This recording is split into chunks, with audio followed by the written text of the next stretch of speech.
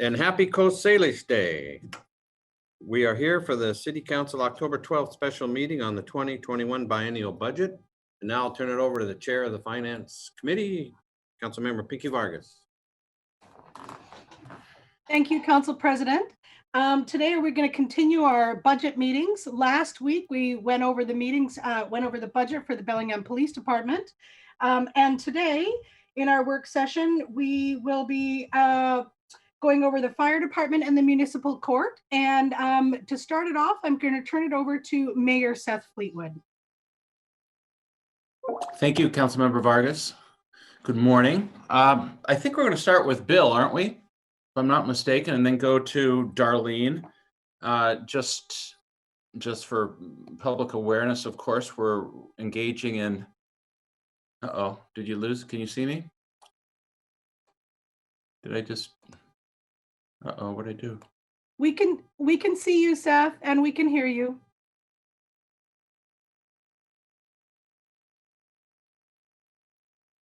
Oh, it looks like you're back. There you are. I touched something and the life of technology. We all work with it. Sorry about that. So let's see, just as people know, we're doing these work sessions every week, really, because the intervening weeks, of course, we're going to have special budget meetings. And through, I guess, probably mid-November, of course, public can participate. All of these are going to be posted later on the website for people that want to view them. People can give comment on issues relating to the budget, because of course there's not public comment periods happening during the budget meetings themselves, but they can utilize public comment at our city council meetings, among other places. You can also go to the website, Engage Bellingham, and of course find information on all things related to the budget at www.cob.org/budget. This morning we're going to hear from Bill, who's going to start with an overview of fire. I want to remind folks that these PowerPoint presentations are simply an aid in the conversation, and urge council members who have questions, they don't simply need to utilize these budget meetings themselves for giving feedback. So communicate whenever you want, by whatever means you want, to let us know any thoughts that you have relating to the budget. I guess the object in that regard is to avoid a scenario where, and I don't anticipate this, but just to put it out there clearly so that we don't get a ton of questions, for instance, on the final day when we're sort of looking at adopting the budget. So with that, I will happily hand this over to our esteemed fire chief, Bill Hewitt. All right, thank you. Good morning, council. And I'm gonna give me just 1 second here to get my slides up on the screen. And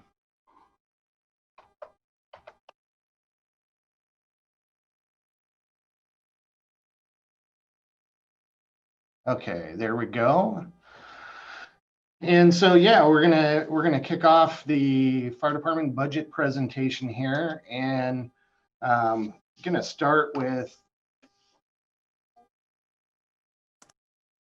start by taking it back to a wonderful time that we call 2019. And 2019, remember when we used to be able to go out to lunch or dinner or have meetings with our friends and family, and we used to get together in the chambers. So talk a little bit about the 2019-2020 biennium and what the department achieved over this last biennium. And one of the big items, if you'll remember when we started into actually back at the mid-bi, there was a discussion about the fire department strategic plan. And we completed our strategic planning process during 2019. And we're just getting ready to roll that out to the council when COVID hit. And we haven't had a chance to bring that back. We did at the mid-biennium process, though, talk about some of the items that had already presented themselves in that strategic planning process and some of the items that we were able to accomplish. One was to stabilize our minimum staffing. We added 7 positions here at the mid-biennium adjustment that helped to stabilize our staffing and get us out of a constant overtime situation we were in. We increased recruitment of volunteers for the District 8 volunteer program. And at the mid-biennium, we approved a position for a full-time volunteer recruitment and retention coordinator position. We were able to implement that, and we've already been able to increase the number of volunteers that we've got in the Fire District 8 program. One of the other items in the strategic plan, it talked about a need for additional leadership within Prospect. During our last negotiation with Local 114F, we were able to successfully negotiate a lead dispatcher program there.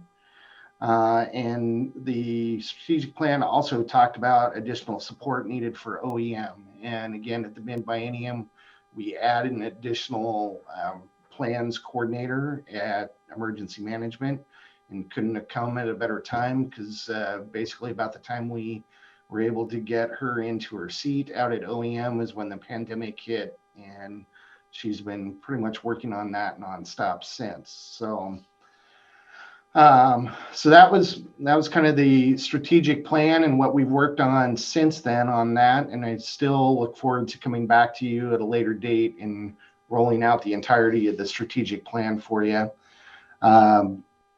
Also, during this last biennium, we expanded our automatic aid agreements with our neighboring organizations. We had previously Fire District 8, Fire District 7, which is the greater Ferndale area, had an existing auto aid agreement when we got together to provide automatic aid out in the Marietta and Gooseberry Point areas.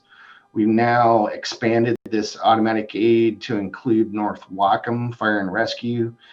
They surround the city on the north and east portions of the city.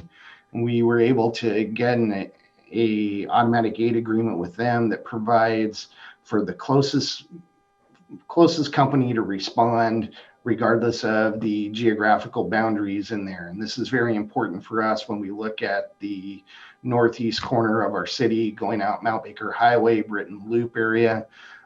They have a station that literally sits across the street from newly annexed residences in the city there, out off of Britton Loop Road. So we're pretty proud of that, getting that program in place and formally adopted there. This last biennium, we did a lot of hiring. We had 32 people that were hired during that biennium. 10 of those were for new positions, including the staffing we talked about for that came out of the strategic plan, the volunteer coordinator. We added a community paramedic and a paramedic trainer. So there was 10 new positions that came in that last biennium, and out of the 32 we hired, 10 were the new, and there was 22 that were for attrition. And when we look going forward, we still have today 28 people out of 153 uniformed personnel. We have 28 that can retire any day. So that just kind of gives you an idea where our attrition rate is there. Also, when we talk about hiring this last biennium, we changed our hiring process in order to increase diversity, and we were successful at starting to move the needle. We have a lot of work to do and a long ways to go, but we were successful in starting to move that. And we've been to the council a couple times talking about that, I think just recently last month. So I'm not going to dwell too much on that other than to say we continue to make progress. And when I talked about that volunteer coordinator, while they very much, we put that position in place very much to help coordinate the volunteers at Fire District 8, that position really has become a position that engages in recruitment holistically for the fire service.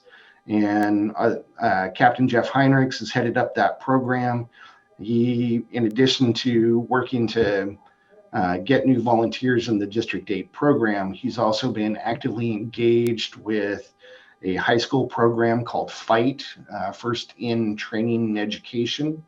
And that's a program that's run through Meridian School District, but is open to all high schoolers throughout Whatcom County.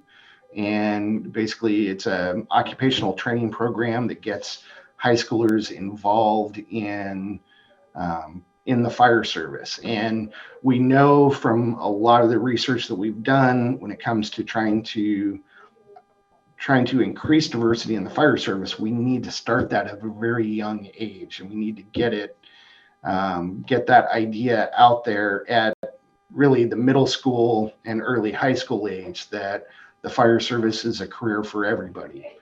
And so Jeff's been actively involved in working with them. I actually sit on the board of directors for FIGHT, and we are getting ready actually to formulate an agreement with them to allow them to use some of our training apparatus at the training grounds, so that we can continue to help support that program, which ultimately will bring the next generation of firefighter into the concept of joining the fire service.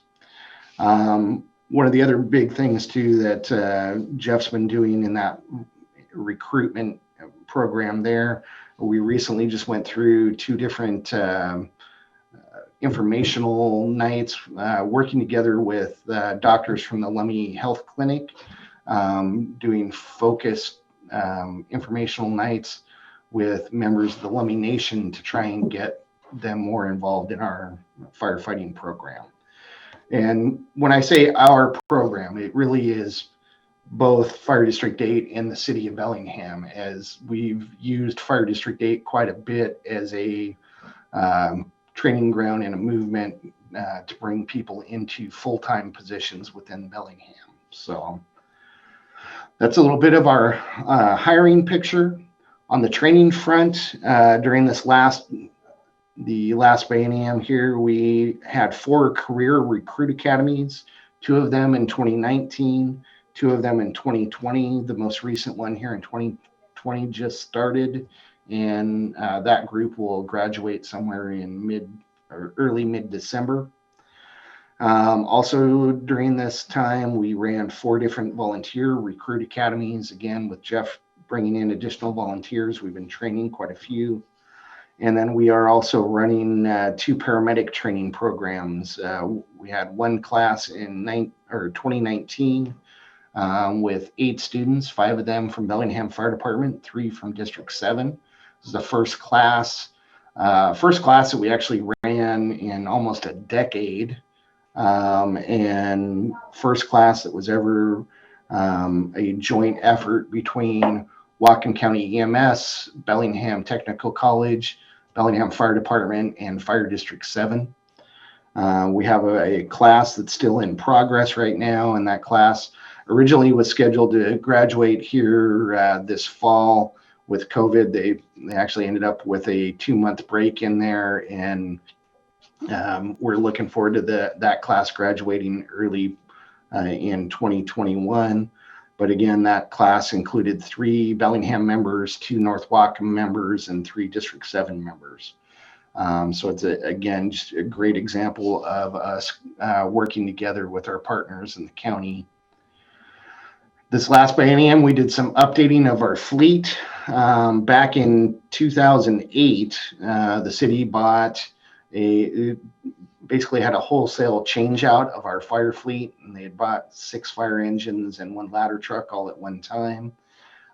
That's about a $5.5 million hit at one time. And so we are in an effort to kind of, to steal something from COVID here, to flatten the financial curve on that. We started replacing, at the beginning of this last biennium, started replacing 1 apparatus a year, so that we can kind of smooth out that financial hit over time. And this last biennium, we replaced a ladder truck that was 21 years old, and we replaced one of our engines that was 24 years old. And then expansion of the community paramedic program.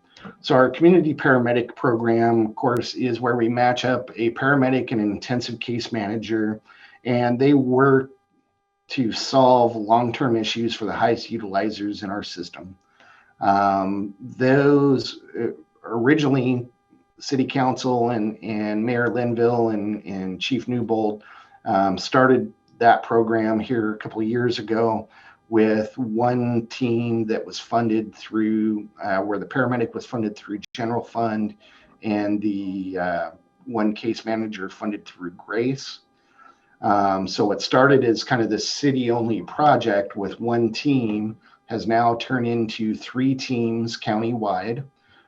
We have 2 of them here in Bellingham, our original team, and then this last year we added a second team here in Bellingham, and actually a 3rd team through District 7. And those 3 teams actually all work together countywide. And then the last big headline from the last biennium was change in leadership. Out of 11 chief officers in our department, we had 5 that changed out here last year, or over the last 2 years, including, of course, the fire chief, both assistant chiefs, our EMS chief, and our communications chief. So that is part of the current biennium. That was a big part of the changes that have occurred. So that's kind of a recap of what's been going on for the last 2 years. As we look forward to 2021, 2022, our budget, we're looking at pretty much just maintaining a status quo budget. We end the biennium at 178 FTEs, and currently all of our FTE positions are full. That's why you see no frozen positions within the fire department. And we're rolling into the next biennium with that same 178 FTE count. Out of those 178, I will point out 144 positions are involved in 24/7 minimum daily staffing type positions. So that's our operations folks that are working on the fire companies, medic units, and our dispatchers in Prospect. That 144 of those out of the 178 are involved in that direct 24/7 frontline service. As you're looking at the budget numbers, I just want to talk a little bit about, our revenues in the fire department. They come from a couple different places. We get dollars for ambulance transports that we bill out, and that it has actually been coming in 2 different formats. One is our normal ambulance billing, and then you've heard us refer to GEMT, or the Ground Emergency Medical Transport Program, which was a federal program that came in 2018. That has provided some significant increases in revenue through that program. We also have contracts for service. We have a contract for service with Fire District 8 and a contract for service with Whatcom County to provide paramedic services. We do collect a EMS sales tax as part of the revenues that you see in that budget, in those budget numbers. That's a tax that we collect, but we pass through us and over to Whatcom County to fund that ALS program. And then we also receive user fees for Prospect dispatch. We dispatch for all the fire agencies in Whatcom County, and as part of that, all of those different fire agencies and Whatcom County EMS, actually Whatcom County EMS being the biggest customer, they pay user fees to help fund that Prospect operation. So that's a little bit about our revenue in there. When we do talk about ambulance transport revenue, I will point out too that two different types of revenue that we get. One is from our ALS transports or advanced life support transports. The other one's from those BLS transports or basic life support. All the money generated through the ALS program, that goes, again, passes through us and goes to Whatcom County into the EMS, countywide EMS fund. All the money for BLS actually stays within the city and helps offset our general fund needs. And then, of course, when you're looking at our expenditures, probably the biggest thing to note is that 78% of our overall budget there is to cover contractually obligated salaries and benefits for our employees. So it's the biggest expense and biggest expense within our budget, 78%, and fire, of course, is, I think, second largest expense in the overall general fund budget. So that gives you a little bit of a snapshot there. When we talk about budget changes for this biennium, again, I said at the beginning that, you know, we're maintaining kind of the status quo, and part of the reason we were able to maintain the status quo in the face of budget reductions is we've been able to increase revenues for the fire department. We're looking at an increase in almost 1.2 million a year in the BLS transport revenue. We also are shifting costs. So when I talked about community paramedicine, you heard me say, you know, we originally funded that first community paramedic team out of our general fund. Starting next year, we are shifting that out of the general fund, and that position will be funded through the EMS levy. So we were able to shift about 190,000 a year for that program from EMS or out of general fund into the EMS fund. We're also seeing an increase in revenue from Fire District 8. Our contract provides for a cost of living adjustment basically each year. And next year, not only are we getting that increase, but District 8 is also kicking in the full amount to cover the cost of the volunteer recruitment and retention coordinator. And so it's about a $220,000 total increase from Fire District 8 for next year. As part of the citywide strategy for budget savings, our executive staff, our administrative staff, and our emergency management staff will all be part of the citywide furlough program that you've heard talked about in other budget discussions. And then, so those four things are all things that we've been doing to try and do our part for the general fund to offset costs for the general fund. The two of the things that we are moving forward with next year is we are going to continue our fire apparatus replacement program, so we can continue to modernize that fleet and keep that at kind of a slow and steady replacement program. And then one of the big increases is we are spending about $850,000 next year in one-time investments in the Prospect Dispatch Center. Those investments include purchasing new furniture, new consoles in there. They're replacing 22-year-old consoles that are literally being propped up with 2x4s. It also, as Whatcom and Prospect have grown since the two centers came together, the Prospect Center now is a little undersized for being a true backup to Whatcom. And so we're actually replacing consoles, and then we're going to be adding a few consoles in there to make sure that we continue to have an emergency backup to be able for both centers there. We're also purchasing new radio equipment. That's also a joint program with Whatcom that will ensure consistency at both centers and redundancy at both centers in case of an emergency. That's replacing an obsolete system.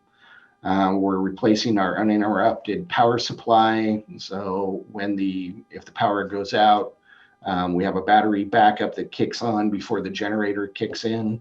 That system that we have currently is obsolete, no longer supported, so we're replacing that.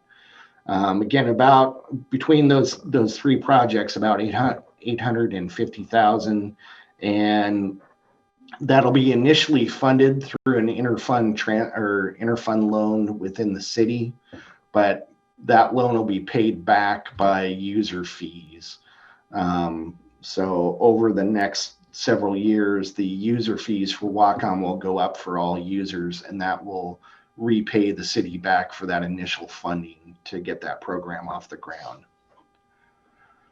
So those are our major budget changes. And then our work plan for next year, pretty simple. We're going to continue to go to emergencies. We will continue to provide both advanced life support, basic life support, medical calls. We'll continue to do fire suppression, and we'll continue with other specialized responses. You know, our department, we are a major player in the countywide hazardous materials team. We also will continue to work on our marine firefighting with the Port of Bellingham and continuing to support the Salish Star. And then we'll continue the limited special rescue that we do, which is surface water rescue and what we call adverse terrain or low angle rescue, helping people to get out of areas that are difficult to walk out of, and helping in that aspect. So that's the bulk of our emergency response. We're going to continue to do training next year. We've basically very much focused on training that meets the minimum requirements to maintain our certifications and comply with state and federal mandates. We're doing some limited training. COVID obviously has hurt our ability to do some training here, as we don't want to gather large groups together, but we are continuing to conduct some limited training with our auto aid partners so that we know how to interact with each other when we're out on those emergency scenes. We are going to continue to see need to have recruit academies. We know that we will continue both volunteer and career recruit academies going into the future here. And we also know that we have a paramedic class that will start again here in March. After this current class finishes up January and February, we'll turn around and put another class of students into that paramedic training here in March. On the prevention services side, our life safety division will continue to work on permitting and focus on inspecting those most hazardous operations and occupancies within the city. Our community paramedicine program continue to work with those high utilizers to find long-term solutions. And when I talk about finding long-term solutions, our community paramedic teams, they work at helping people find the correct medical treatment, help to enroll them into programs that support them getting that treatment, whether it's insurance programs or Medicaid, Medicare. They very much work with them holistically to find ways to support those. They work with folks to find long-term housing and work through that housing continuum that's out there. And then they work hard to find drug, alcohol, and mental health treatment programs that fit the needs of the people that are utilizing our system. In addition to that high utilizer end, they're also working with several social service agencies to provide medical support. That includes Lighthouse Mission Ministries Base Camp. In fact, when COVID first hit, we actually changed the community paramedic program over to where they were working 7 days a week. And one of their primary missions when Base Camp first moved into Bellingham High School, our paramedic teams were there daily, just helping them navigate how to help provide medical support to the folks that are there, and then also to help try and navigate PPE and other COVID issues related with that. So they'll continue to support base camp, continue to work with the hot team, and of course, I'll say continue to support Grace, but Grace really is half of that paramedic program, as that's where our social workers come from. And then they'll also continue to support the mental health officers and deputies throughout the county. Our last part on the prevention services, our Office of Emergency Management. Currently, all of our members in emergency management are engaged full-time in Whatcom Unified Command and helping to support the health department's response to COVID. We anticipate that will continue through most of the next year. In addition to supporting that COVID pandemic response, we will be working on updating our hazard mitigation plan this year. And then we will provide some limited continuing training for the Citizen Emergency Response Teams, or CERT, and the amateur radio operators. Again, COVID has kind of changed our ability to do a lot of that widespread training. And until we're done dealing with the pandemic, we are going to continue to provide some limited support and ongoing training for those that are already trained. The last thing here on the work plan, it's the last item on here, but probably one of the biggest items that we have coming up, which is continue to work with Whatcom County to advance EMS.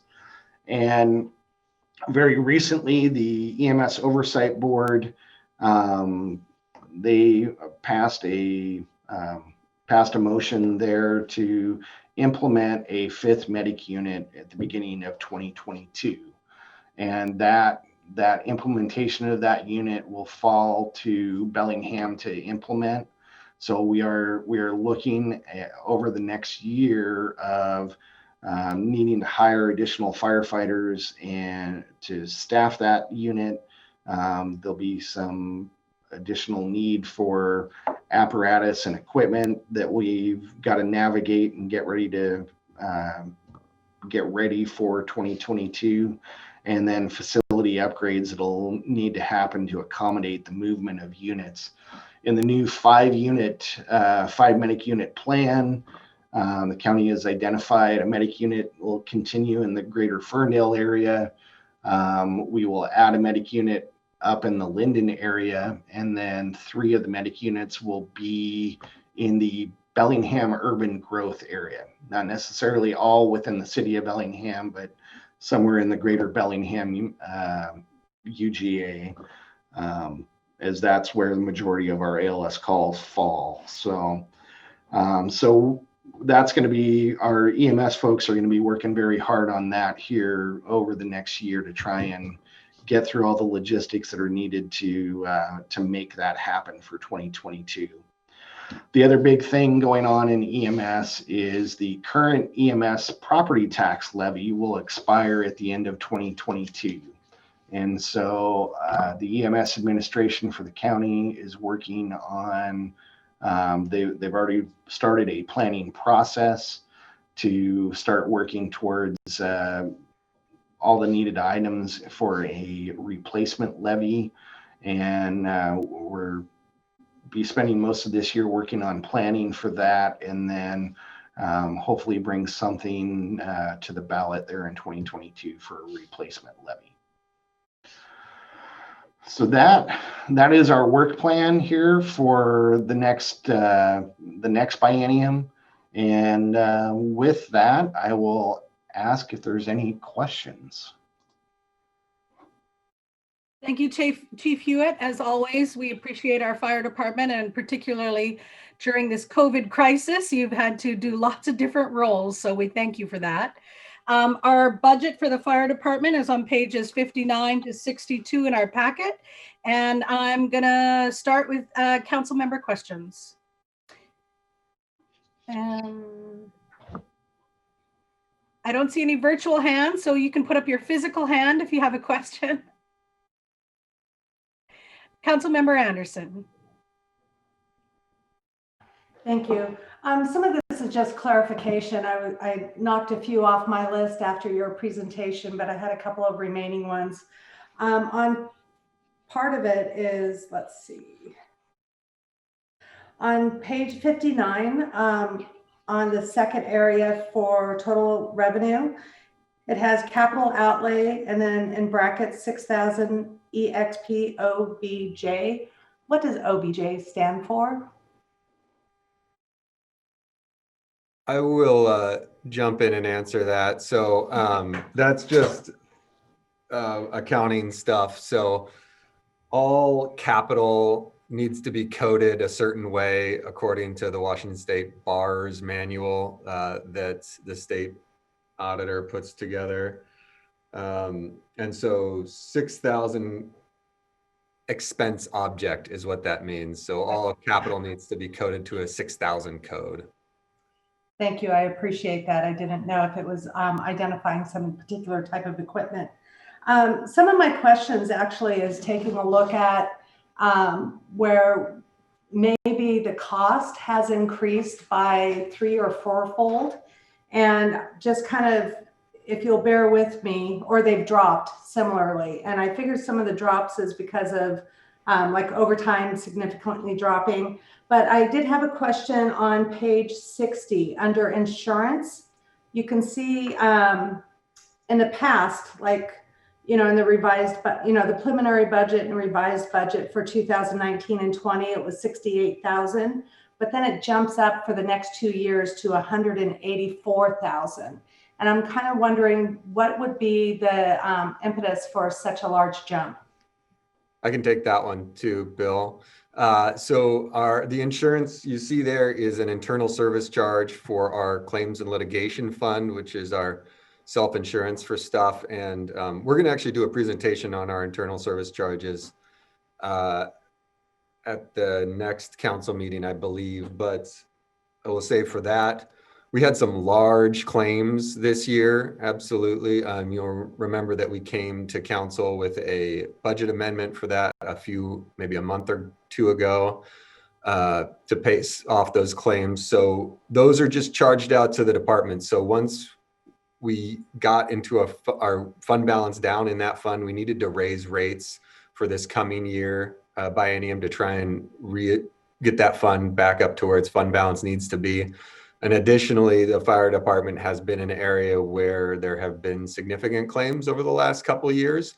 And so that increased their risk profile. And so as a result, their premiums, as it would be, went up. Totally makes sense. And Pinky, I have probably 6 similar questions. Should I just take all 6 or wait for other people to ask? I don't, are there other hands up? I don't see any other. Oh, actually, maybe let's alternate, Lisa. Councilmember Lilliquist and then Councilmember Hamel, and then we'll come back. And Councilmember Huffman. Yeah, thank you. I have a question about call volume. Chief Hewitt, several years ago, we were tracking call volume by response unit, and those numbers have been creeping up steadily over the years and getting to a number that was maybe a little bit too high, and there was concern about that. How is that looking now, and how will that look after 2022 with a new ALS unit, which may help on the ALS side, but not necessarily on the fire response side? Well, and you're right on the nose there. So yes, we do. The Washington Survey and Rating Bureau, as they evaluate us, they look at 2,500 calls per unit as kind of a crossover between where the unit is available enough in their quarters and available for that immediate response to a point where they're on a call so often that we're sending units from one area into another to cover that. And we are on track for well, our medic units have been well over that 2,500 mark for a while. That's why the 5th medic unit's coming online. But we actually have 2 engine companies right now that are running more calls than our busiest medic units. And that's when I say engine companies, that is a a crew that is cross-staffing both the engine and a BLS car. And we've got 2 that are outpacing our medic units, and we've got, I believe we're up to 3 now that are beyond that 2,500 call volume. So we're definitely, and the calls, we COVID this year, we did see a dip, and just on medical calls, I ran the numbers just this morning before the presentation. We're about 3.8% low on our medical calls for the year. But I haven't run the numbers on our overall calls. We do know when COVID first hit, there were a lot of people who were not calling 911. In fact, the first couple of months, we saw close to a 10% drop in calls, and that slowly now has come back up to close the gap on that. So, a lot of the work, Councilmember Lilquist, a lot of the work that we did in the RFA program, where we talked about, or we looked at those call volumes, they continue to steadily increase. We did see, like I said, a blip here due to COVID, but that blip is already starting to evaporate, and we're actually this most recent quarter, we're already moving to be ahead of last year again. So I think, does that answer your question there? It does. Ideally, we would be moving towards solving that call volume problem sooner and in this biennium. And I think that's one of the consequences of this recession, is that call volume issue isn't being addressed in this budget. And, it probably cannot be given our revenue situation. Thank you. That does answer the question. Councilmember Hamel, I'm going to let you go next, but I just want to check in just for a moment. We have the municipal court, and we have 20 minutes left of our time. And I'm curious with Forrest and Mayor Fleetwood, is if you're okay with us going over, because we have our regular city council starts at 11. Are we okay if we just keep going? Is that planning committee? Yes. Who's the chair? Is it Michael? Holly.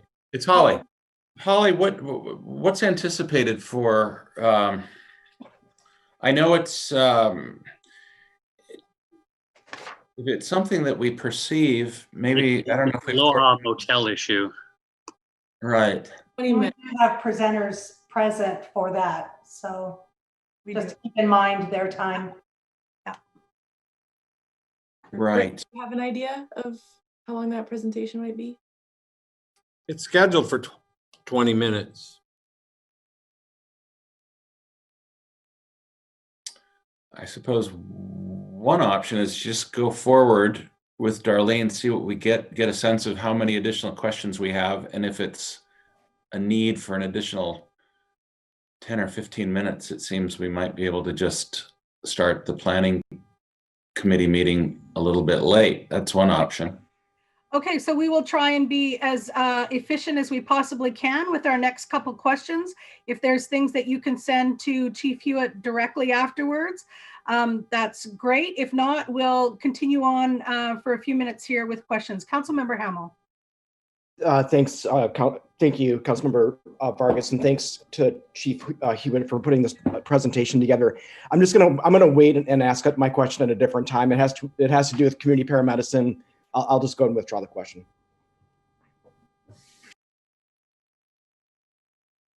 Councilmember Huffman. Hopefully mine's super quick. Chief Hewitt, you said the Prospect Street or the Prospect Dispatch Center improvements, the investment would be paid back from user fees. Can you just explain what those user fees are? Yeah, so the Prospect and Watcom budgets, both dispatch centers, basically the budgets to operate those 2 centers are funded through user fees. And basically at the end of the year, what we do is we just here's the total budget to run that center. We divide it by the number of calls that we handled, and then each agency pays per call for their portion of that. Now, we are Bellingham Fire Department. This is where it gets a little tricky. Bellingham Fire Department is a user. We pay about, out of I want to say about 1.5 million in there. We pay about 300,000 of it that comes out of general fund to pay our user fees in there. But that's how the user fees are determined.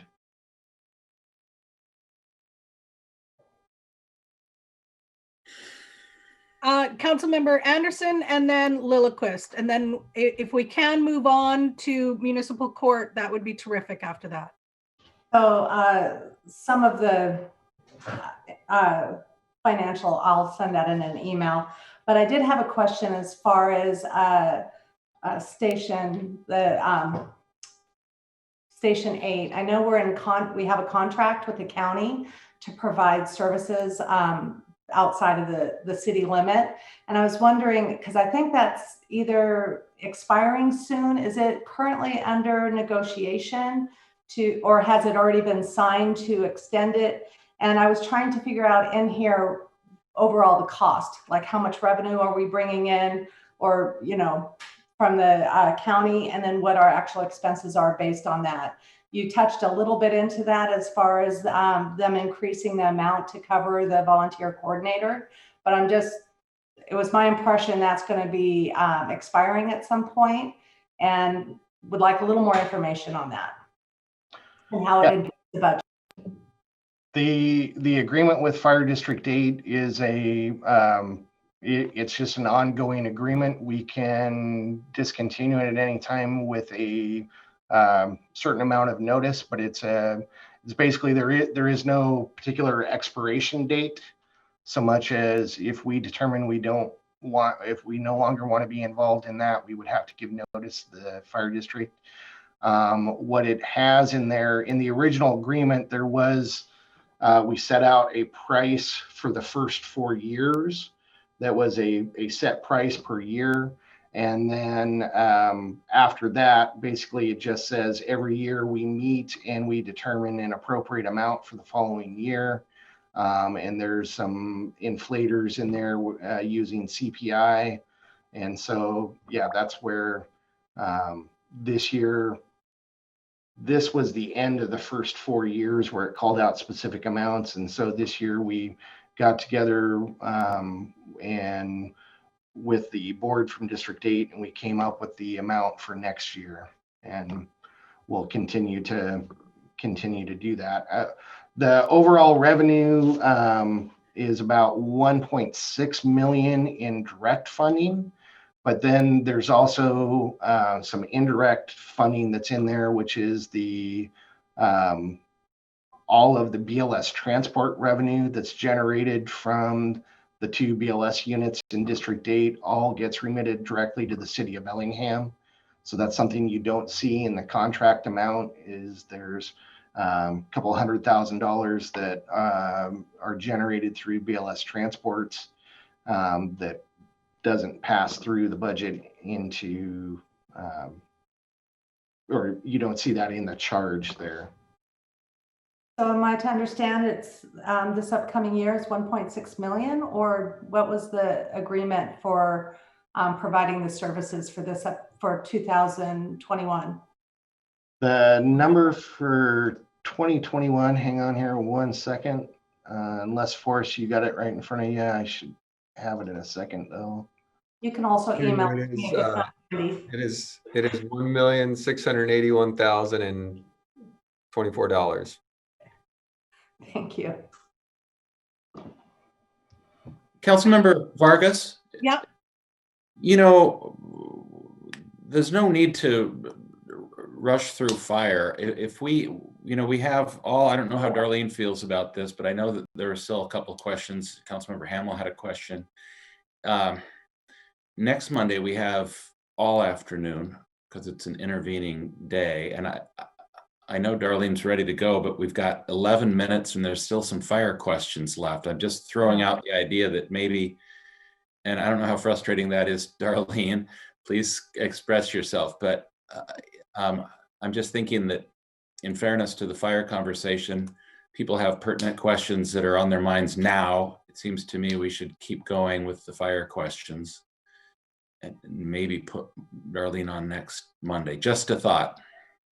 I support that. Fire is a very large part of our budget, and so I think it deserves some time, but I also want to respect Darlene's time.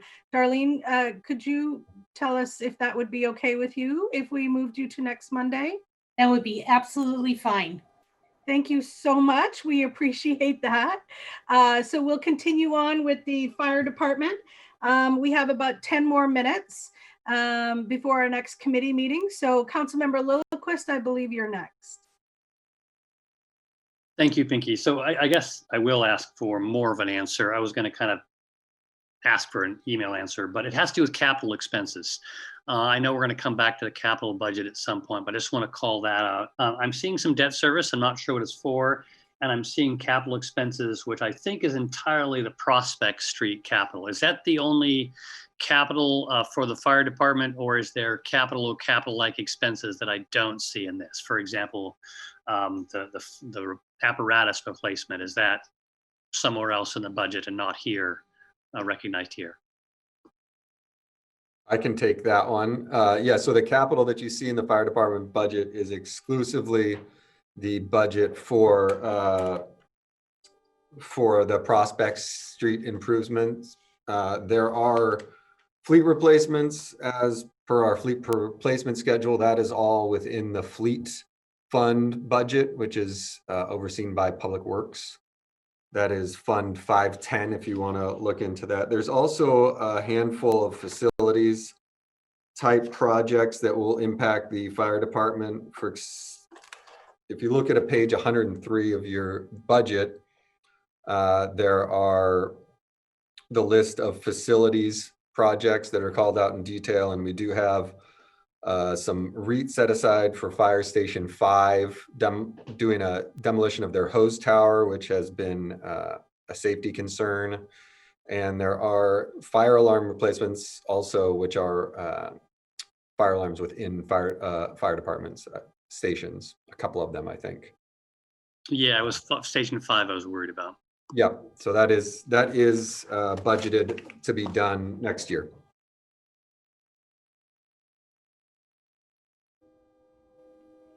Councilmember Hamel, did you want to ask your question now then, or do you still want to wait? If we have the time, I'll be concise here. So what I'm trying to do is to get a better sense of community paramedicine, both in terms of better patient outcomes, but also system cost savings. So I'd like to understand that a little bit better to have a more finer point on Councilmember Lillquist's question as relates to call volumes. So I don't know if the Chief Hewitt can maybe just provide a little more detail on that. Well, I just want to make sure I understand. You're looking like to understand better what our outcomes are on the community paramedicine and what the cost savings are with that program. So when we started that program, just before we started that program, I had a conversation with Chief Hewitt, and he said that the call volumes for high utilizers of services was approximately like shutting down a fire station for half of a year. It's a significant impact on our ability to respond to our residents and citizens. So I want to understand, now that we've had a few years of track record for this program, are we seeing those benefits? Is there a straight line that we can draw between that program and whether it's call volume reduction or it's better patient outcomes or any kind of system cost savings? I just want to understand that a little bit better. We're sinking a lot of time, energy into prevention models, co-responder model, LEAD, MCOT. There's just layers and layers of these. And community paramedicine is, to me, that's one of the most inspiring programs that we've ever done. And that inspires a lot of these other programs. Yes, and unfortunately, I don't have numbers ready to go for you today, but I'll work with Captain Frank and get an updated program for the council. I can tell you that, we definitely are seeing folks graduate from that program, which means that, folks that were these high utilizers, in order to graduate from the program, we get them to a point in life where they are stable enough to where they stop using 911 as their main medical provider. And we are seeing graduation from the program, but I'll have to come back to you with some rates and call savings. I will say the hard part is that at the same time that we're graduating those folks, the call volume in general just continues to climb. But there's no doubt that program, and again, very specifically during COVID, those having them on 7 days a week and just being our responses to Bellingham High School just plummeted compared to where they were when they were down on Holly Street. And part of that was because of the facility and being able to have better space up there. But part of that was also because we had a direct pipeline between the facility and our community paramedics, where instead of calling 911, they were calling our community paramedics directly and able to, again, find the appropriate level of resource and response for their medical needs without involving our engine companies or medic units. Councilmember Anderson, did you want to continue? Did you have another question? I think we have time for another question. Hopefully this is a quick one. And as I stated, some of the ones that were, where funding has doubled to 4 times, I'll send those specifically. I'm assuming those are equipment and other items. But on page 62, under emergency management, it looks like we were consistently funding, providing about $400,000 over the last few years. And understandably, this year it was revised to go up to 1.2 million, which I'm assuming a lot of that was due to COVID. But next year it drops back down to 473 million. And we're still dealing with a pandemic. So I'm wondering why we're not planning to spend more money in emergency management, given that we still have an emergency. Is it because we're getting additional funding from other sources, so we don't have to plan to cover a higher level? Just some insight on that decision making. To me, it seems a little counterintuitive at this point. So what you're seeing in the budget there is very much the true cost of running the Office of Emergency Management. And if you go back to the initial documents from the previous biennium, you'll notice it is an increase over that, but it is generally, that's the cost to run our emergency management program. The big bump that we here in 2020, of course, as we rolled into COVID, we pushed everything citywide related to COVID into a cost center that hits that emergency management budget. And we've used that, and Forrest, I know I'm dipping into your stuff, and if I go astray, smack me with the raised hand there. But we put everything into that cost center, and a lot of that was stuff that we are attributing to the CARES Act money and seeking reimbursement from FEMA on. I don't doubt later on in 2020 or 2021, as we see additional one-time expenses that are related to that we may not come back and need to adjust that as it happens. What you're seeing in the budget, though, is the base program to run emergency management. And even then, when you talk about, we've shifted, again, that work plan in emergency management, we've shifted the work plan to where those folks, that is become their full-time job, is dealing with COVID. And we put the rest of their work plan pretty much on hold. So while you look at that and you say that's not there's maybe not an increase in the pandemic still occurring, it really is an increase in spending on the pandemic because we've just put a lot of the other projects that they would normally be working on hold. Okay, I'm going to take the last question. Chief Hewitt, I know that our overtime has gone down considerably this year, but we can't use that as a barometer because we haven't had events, there's less things going on. So overtime has just decreased dramatically. However, and we did staff up considerably last year to reduce the amount of overtime hours, but there's still 80,000 in the budget for 2021. And I was wondering why it's so high, considering we did increase staff levels considerably last year, why our overtime would still be budgeted so high in 2021. So the number in 2021, and I believe it's, you said 80,000, but I believe 800 is probably is the correct number there.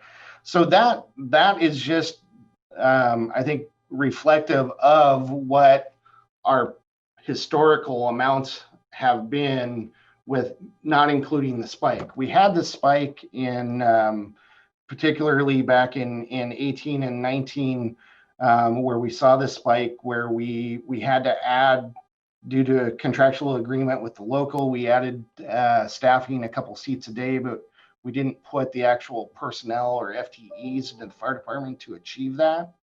That's what we took care of at the mid-biennium, was getting the FTEs needed to fill all the daily seats we were filling. And so with that, we've seen a decline in overtime, but that doesn't necessarily wipe it all away.